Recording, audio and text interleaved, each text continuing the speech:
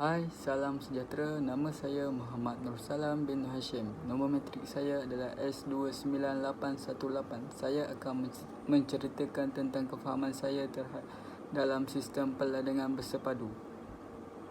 Sistem peladangan bersepadu adalah amalan peladangan yang menggunakan dan menyatupadukan komponen tanaman, ternakan, akuakultur dan perhutanan tani yang menyerupai seakan kitaran semula jadi, di mana ia meningkatkan keseluruhan sinergi sistem. Terdapat beberapa peranan utama iaitu peranan ekonomi, peranan kepada alam sekitar, pengguna sumber dan peranan sosial. Peranan ekonomi adalah membekalkan bekalan makanan yang mencukupi atau banyak.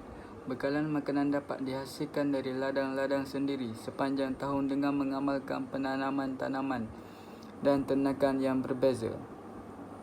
Maka bekalan makanan dapat dibekalkan dalam pelbagai jenis makanan. Seterusnya, produk peladangan yang selamat dan organik dapat mengamalkan keputusan dalam hasil kesihatan yang lebih baik dan mencegah penyakit yang berkaitan dengan pendedahan kepada bahan kimia, pertanian yang toksik dan meningkatkan tahap kepercayaan pada hasil.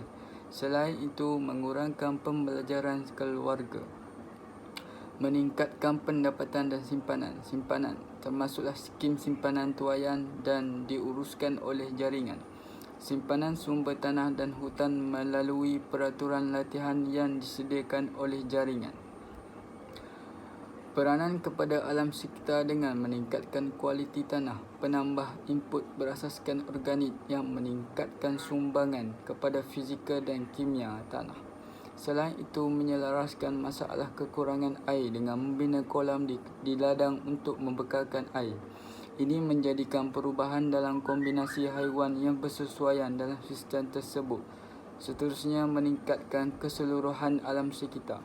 Dapat meningkatkan kehijauan, bersih dan mengurangkan pencemaran air dan sisa berbahaya.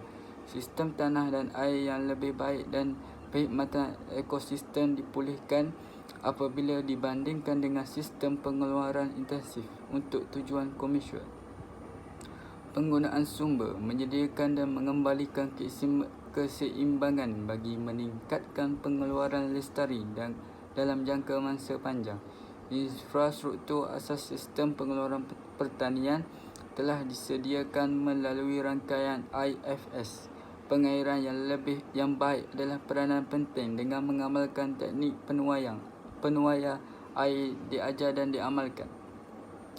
Mereka bentuk sistem pengeluaran berdasarkan kepada produktif asas sumber yang akan membolehkan pengguna sumber tanah dan sepanjang tahun. Seterusnya, kita semula walaupun tidak intensif produktiviti sistem ini adalah tinggi. Terdapat sedikit pembaziran akibat kita semula.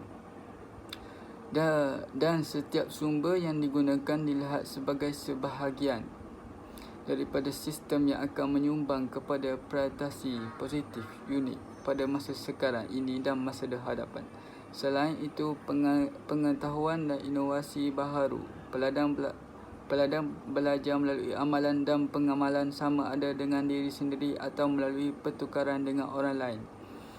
Pengetahuan baru membawa inovasi dan penggunaan sumber yang lebih produktif ada di tangan mereka dengan pertukaran dan pembelajaran dari pengalaman yang diperolehi. Peranan sosial pula dapat meningkatkan keharmonian dan memupuk unit keluarga yang lebih kukuh. Lebih banyak ahli keluarga tinggal di ladang dan saling bekerjasama. Ini dapat mengurangkan migrasi, perpindahan ke bandar besar atau ke luar negara. Selain itu, keharmonian sosial, penglibatan dan pembangunan masyarakat kampung lebih efektif dengan menggunakan hubungan rangkaian sedia ada. Seterusnya, melempasi tradisi kampung dengan mempunyai lebih ramai ahli tinggal dan bekerja dalam masyarakat. Peluang yang lebih baik untuk mengekalkan tradisi dan amalan melalui upacara kemasyarakatan dan dianggap sebagai lulus pada tradisi, kepercayaan dan kebijaksanaan untuk generasi muda dan akan datang. Akhir sekali, sistem peladangan bersepadu ini dapat menyediakan kepelbagaian produk. Hal ini kerana hubungan interaktif antara tanaman dan ternakan dapat menjana variasi produk kerana kebergantungan antara produk yang tinggi, dan hasil produk dapat dikeluarkan dalam pelbagai bentuk. Contohnya, seorang petani yang menjalankan integrasi terama antara ternakan ayam dan tanaman nenas. Pelbagai produk yang dapat dihasilkan seperti nenas dalam tin, daging lembu dan sebagainya. Sekian daripada saya. Terima kasih.